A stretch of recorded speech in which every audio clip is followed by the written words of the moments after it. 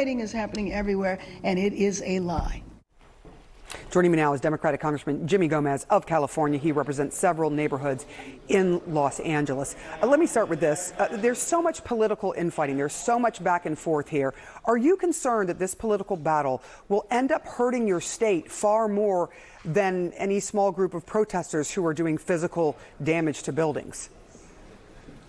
Well, the Trump administration, as well as Republicans, have a very common attack. They attack California when the economy is not doing well. They attack California when they're failing. They attack California when they're losing the narrative, when something is not going right. So their attacks are common, and we also knew that this day, when it comes to the federalization of the National Guard, would come, that boots would be on the ground one day. And that's because he never cared about maintaining peace and order. It was always about getting more troops on the ground to support his ICE raids to enforce immigration law. So this is something that we knew was going to happen. But you know what? California is here. We're 40 million people. In the city and county of LA, there's 10 million individuals.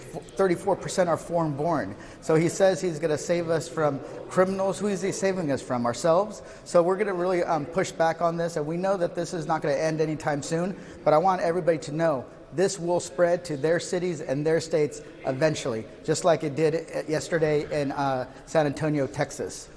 Yeah, it is spreading, and it is in quite a few places now where people are furious about the way in which these immigration raids are happening and who is specifically being targeted. We just heard Priscilla's reporting that behind the scenes, the White House and Department of Homeland Security had been working for months to find ways to use the National Guard and the military more broadly to bolster the administration's aggressive immigration enforcement agenda. What is your response to that they were actually looking for ways instead of just sort of doing this as the president sort of intimated that this was an urgent need for troops on the ground, that this is actually part of a plan, according to sources to CNN?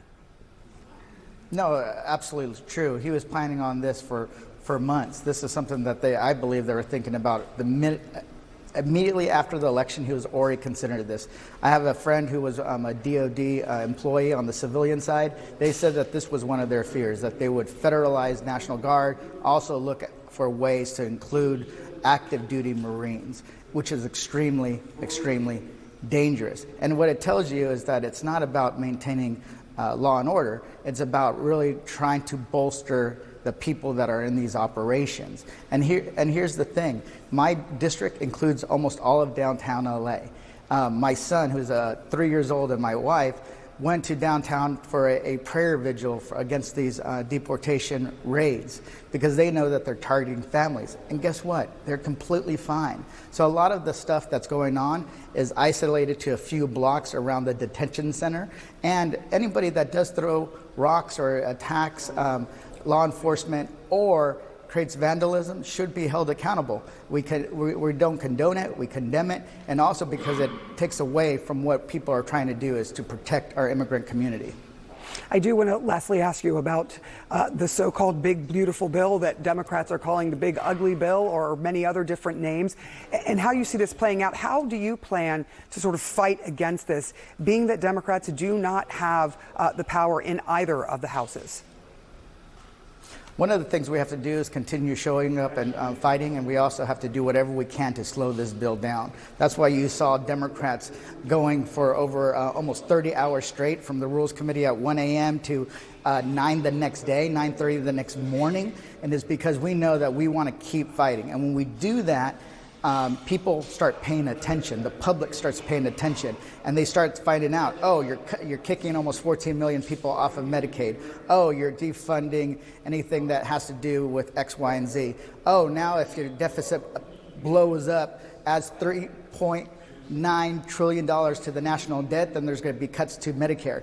And the more and more we can get that message out, the better we do. But we also have to do this on the outside, because the people that we need to convince, the ones that are in red-held areas, they don't watch CNN, they don't watch read New York Times. They don't listen to Pod Save America. So we have to go in there and have these conversations so that they know that their Republican member of Congress is selling them out for a billionaire tax cut that benefits mostly all the people in Trump's cabinet and Trump himself. We know that that's what we have to do, and we're going to keep doing it.